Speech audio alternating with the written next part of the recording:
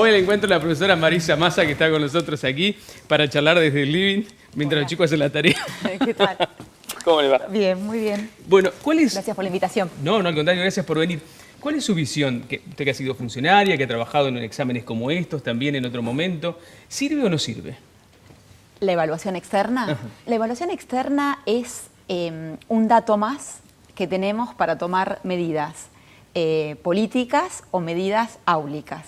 Desde ese punto de vista es un dato de utilidad. Lo que hay que insistir, o lo que no hay que dejar de decir, es que es un dato más. No es ni el inmenso dato ni el dato más importante. Digo, aquí hemos tenido... Es muy interesante lo que nos ha pasado como sociedad porque hemos puesto en la agenda pública el debate por las evaluaciones de los estudiantes. Es cierto, por primera vez en mucho tiempo no se habla del conflicto, sino, por más que estuvo rodeado de polémica, sino que hablamos de los contenidos. Sí, pero digo, salimos de debatir solo el salario docente a decir, ¿está bien una evaluación externa o no está bien? Nosotros decimos, una evaluación externa es buena porque nos da un dato de nuestra realidad.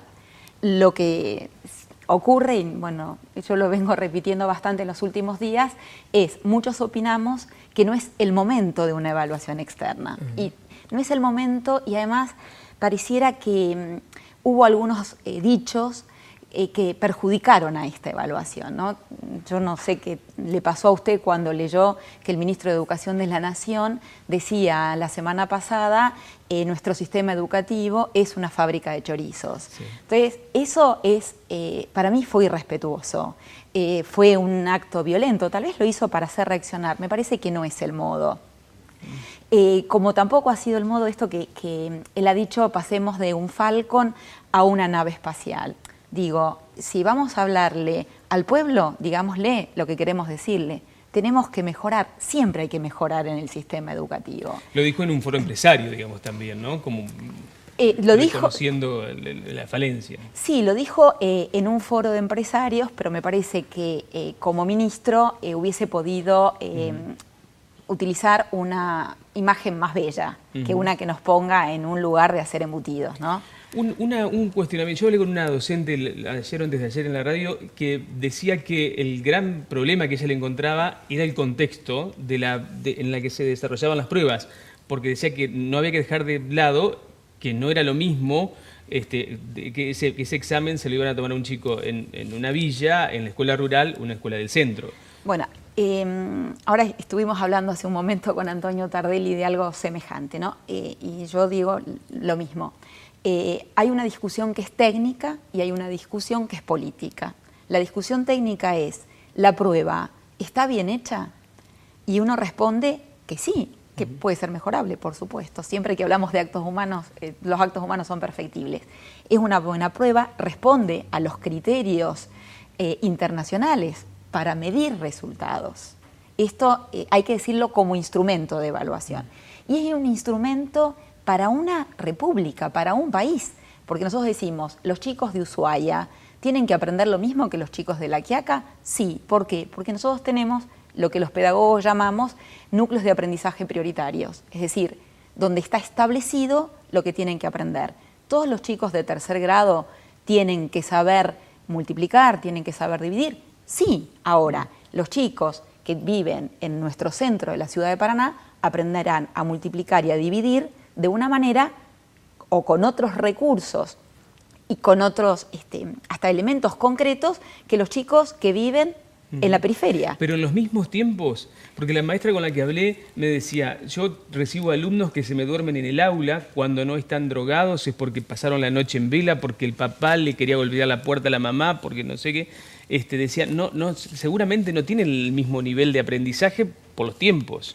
Bueno, el problema más serio que tiene nuestro país, y tal vez toda América Latina, pero hablemos de nuestro país, es la desigualdad con la que los chicos ingresan al sistema educativo, y lo más terrible es con la desigualdad que egresan del sistema educativo. Digo, en el mismo Paraná, nosotros tenemos estudiantes que salen del sistema educativo, terminan la secundaria hablando 3 idiomas, otros estudiantes que terminan hablando 2 idiomas, es pequeña nuestra ciudad, sabemos, todos ubicamos hijos o sobrinos, y chicos que terminan la secundaria y que apenas pueden escribir un texto de 2 párrafos.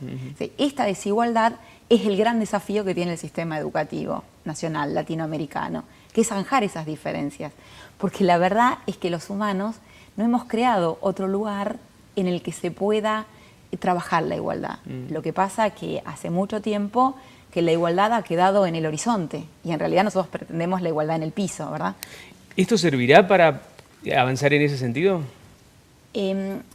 Nosotros desde 1993, que fue el primer operativo nacional de evaluación, venimos diciendo que los datos que se dan, que da el operativo, son datos que son de utilidad para la mejora de la calidad. Digo, nosotros tuvimos una muy buena experiencia en la provincia de Entre Ríos en el año 2009, que con los datos del operativo del 2007 hicimos recomendaciones para todos los niveles y modalidades del sistema educativo. Para modificaciones. Claro, para mejorarlo. Ajá. O sea, eran recomendaciones de cómo mejorar la lectura, de cómo mejorar la resolución de problemas.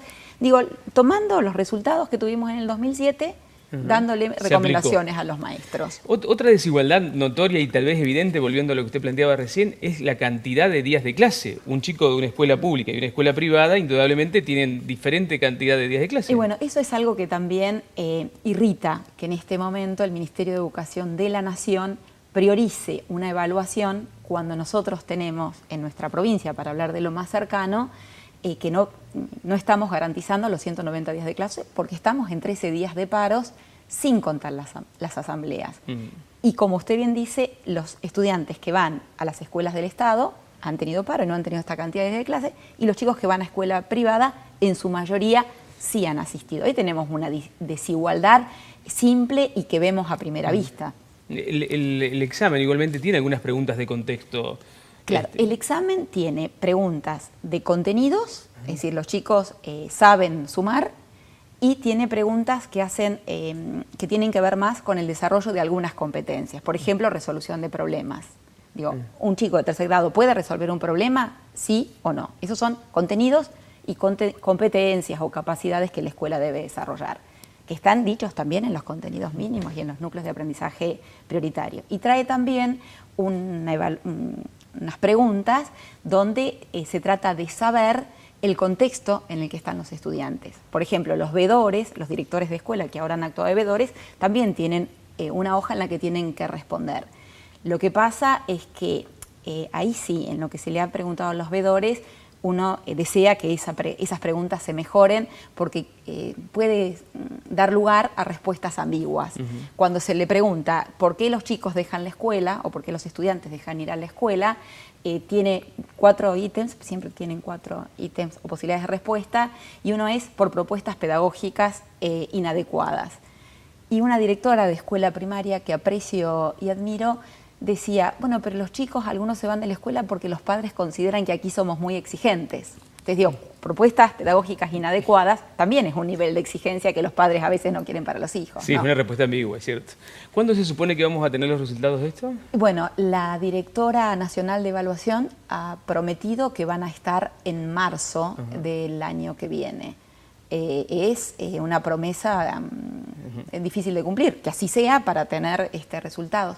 Lo que pasa es que también una de las variaciones que ha tenido esto no ha sido solo el cambio de nombre de Operativo Nacional de Evaluación a Evaluaciones a Aprender, se han extraído, se han sacado los ítems que nosotros llamamos abiertos, que era un ítem en que, por ejemplo, a los estudiantes de tercer grado de primaria se le decía relate o escriba un cuento. Claro. Bueno, esto no está más, son todas preguntas cerradas y esto facilita mucho la evaluación porque se hace con un lector óptico. Claro, ¿no? Claro.